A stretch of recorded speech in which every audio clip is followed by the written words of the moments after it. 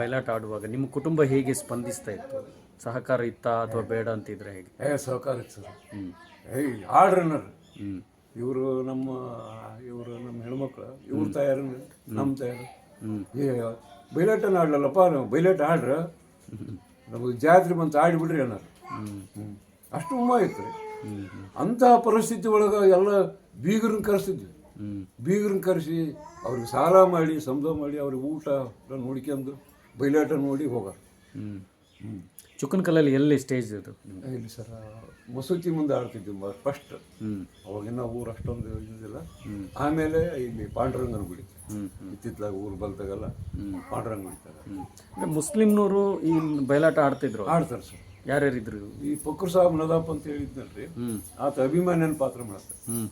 ಆಮೇಲೆ ಇದ್ರೊಳಗೆ ದೇವಿ ಮಾತಿನೊಳಗೆ ರಕ್ತ ಬೀಜ ಧೂಮ್ರಾಕ್ಷನ್ ಮಾಡ್ಯಾನ. ಇದು ಚಿತ್ರಸೇನೆ ಗಂಧರ್ವದೊಳಗೆ ಅರ್ಜುನಂದು ಮಾಡ್ಯಾನ. ಅಭಿಮಾನ್ಯಂದು ಕನಕಾಂಗಿ. ಆಮೇಲೆ ಈಗಿದ್ದಾರೆ ಅವರು? Other sir. ಹಾಂ ಹಾಂ, ನಿಮ್ಮ ಊರಲ್ಲಿದೆ ಚಿಕ್ಕಮಕ್ಕಳ ಸರ್. ಹಾಂ ಹಾಂ, ಅವ್ರನ್ನ ಈಗ ಕರೆಸ್ಲಿಕ್ಕೆ ಆಗ್ತದಾ ಸಹಿತ?